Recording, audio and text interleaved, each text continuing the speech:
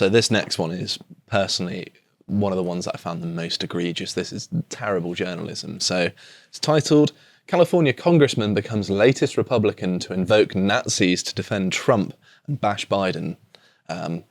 So allow me to read a quote, which is in the actual article itself. The Mar-a-Lago raid was, and I quote here, more like a Third Reich than the United States. So... I mean, that's actually true. Yeah. But the difference between what he actually said and the title is what I'm drawing attention to here. Well, of course, what they're trying to do is imply that he's invoking the Nazis in a positive light. Yeah, exactly, yeah. And also leftist media criticising others for overusing Nazis as an insult is quite rich. Quite rich. Especially the LA Times as well. But yeah, that's so obviously presenting it as saying the opposite of what he actually said.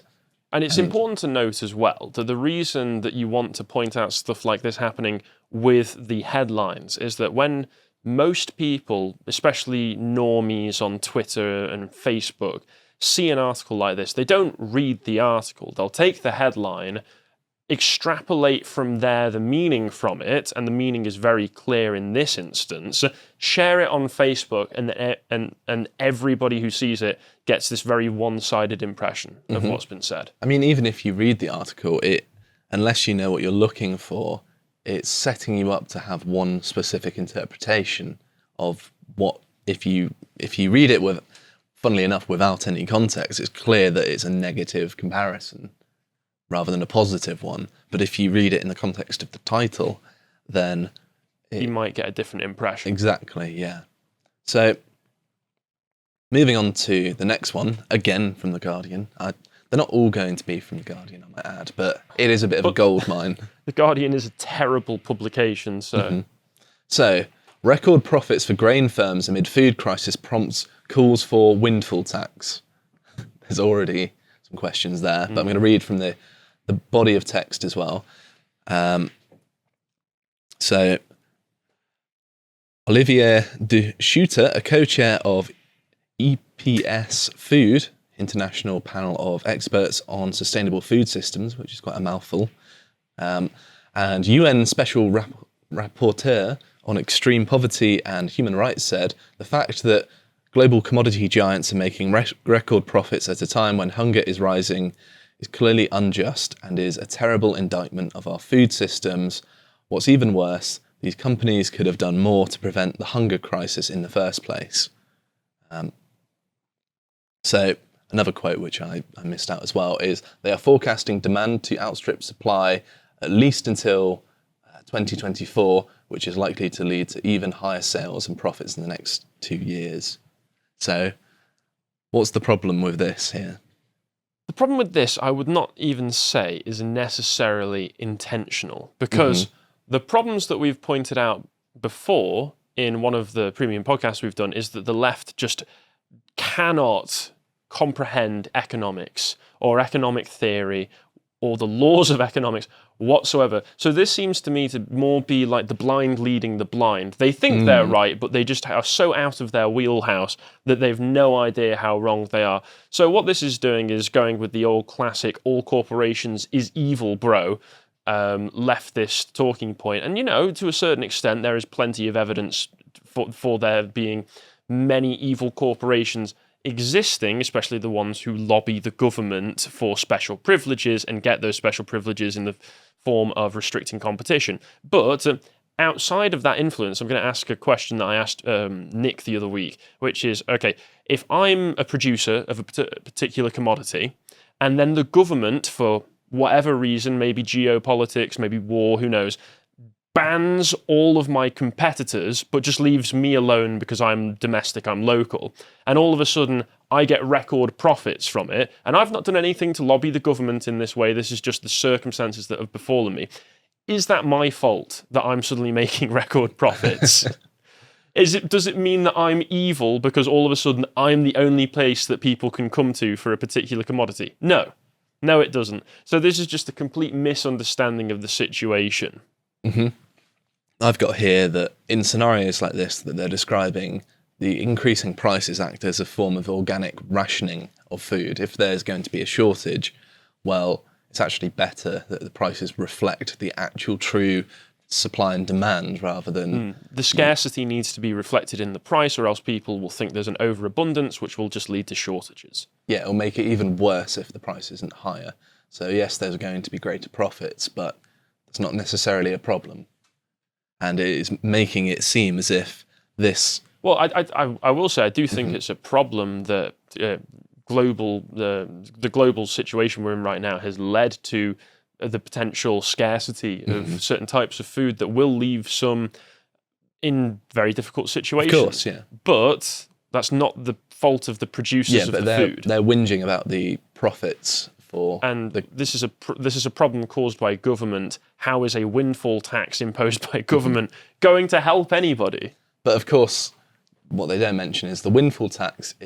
They're just going to make up for the shortfall by raising prices on their grain, because they're going to be taxed, and therefore they're going to increase the price even more to make up for the... Well, that's because they're going to have to survive. Well, yeah. So it's a matter of framing here that the record profit supposed is they're being greedy. It's terrible capitalism.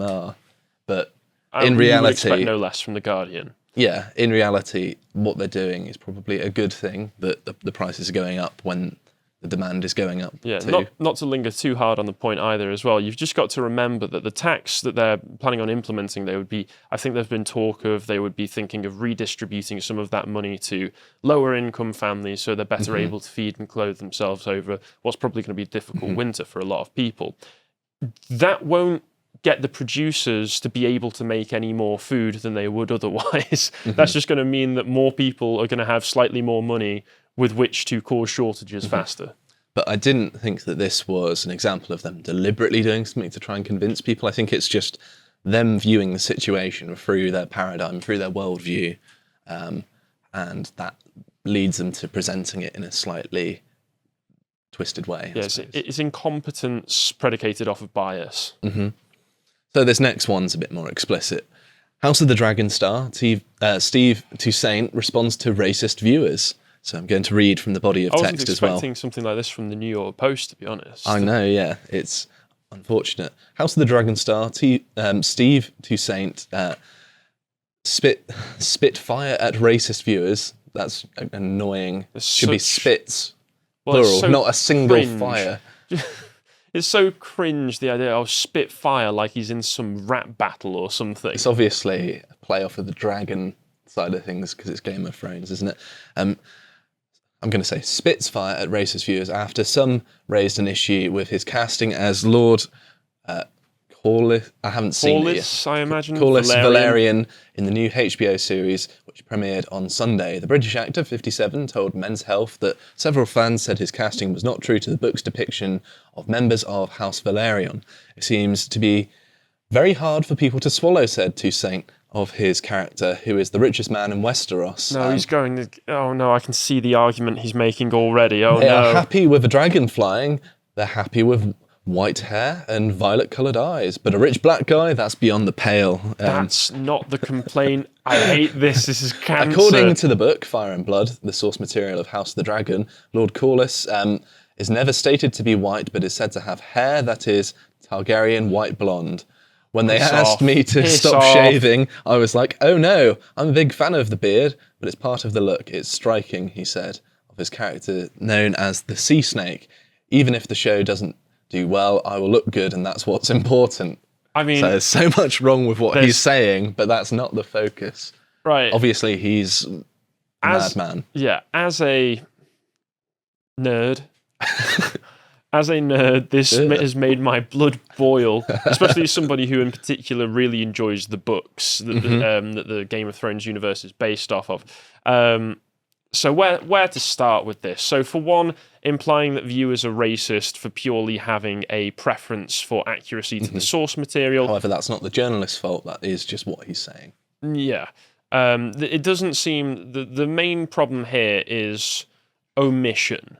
It's purely reflecting what he's said rather than maybe actually presenting the viewers in a more positive light by pointing out their more what I would imagine are more detailed I think criticisms. the presumption in the title makes it particularly egregious. That's where Well, it just goes the worst part of it responds to racist viewers. Yeah, So, and then it carries on in that first line where it calls them racist viewers again. you could say critics, and that would be a perfectly neutral term. You could still hold the opinion that they're racist, but you're not putting the words into... You're priming the readers to already agree with Steve, who, I'm sure does a good job in the show, but I think his opinion here is retarded. Well, yeah, obviously pointing out that it's not a true casting because black people can't have that colour hair in nature, and therefore it's a weird, jarring thing to see, and it's not true to the source material. That's racism, is it? Even then, they're also pointing out, in Fire and Blood, which was the source material, he's never explicitly stated to have a particular skin colour.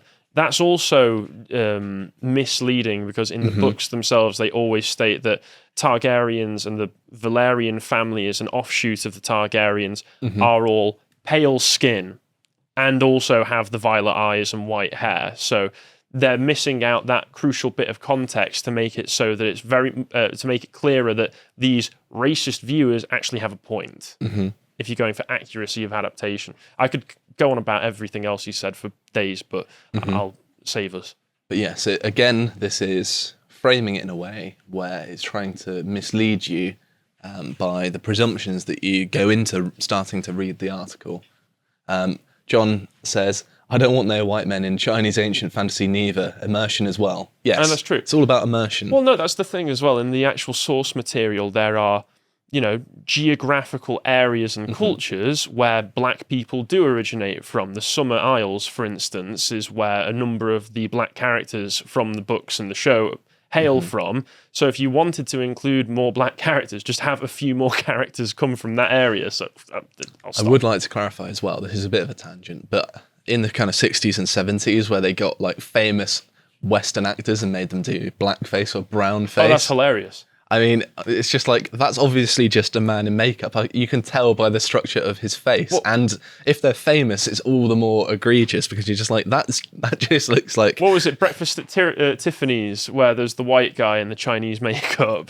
He's just playing the most stereotypical caricature. I've not seen it either, but I've seen a few clips from it. I mean, I'm not opposed to people doing that, but if you're trying to pass it off as authentic... Go for the real deal. I mean, I only just found out the other day. No, because it can work sometimes. Not to be defending this outdated practice Harry or defends anything. Blackface. Here it is. It can be quite convincing because I only just really found out that the other day that the guy who plays Tuco in The Good, the Bad, and the Ugly was a white guy that they just put in brownface. Yeah.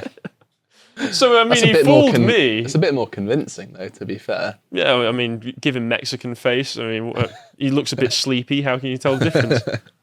So this next one is one that you actually directed my attention to, so I'm sure you're aware of the nature of this one, so it's going to be a bit easy for you. But for the people at home, still feel free to have a guess. So, a North Texas school district now lets teachers reject children's pronouns even if parents approve of them. Teachers will not be forced to address students by the pronouns that match their gender identity, even if a parent asks them to. And transgender students will be barred from playing sports after the Grapevine Colleyville Independent School District Board approved 2 new policies targeting gender identity on Monday night. The new policy also stipulated that individuals in district schools can only use the bathroom that aligns with their sex at birth. It's the latest move by a school board to more formally exclude transgender youth in schools. The board voted, that doesn't make sense. The board vote ended 4-3 in favour of these policies and several others. Board member Casey Ford, Shannon Braun, it's just loads of names of people who voted. That's not necessarily that important, actually. So. Well, I know what this one is because I sent it to you. It's once again, omission and the frame game. The frame game being that it's only ever presenting transgender issues in a positive light, and it's not mentioning any of the potential pitfalls that come with letting young people socially transition or, God forbid, medically transition.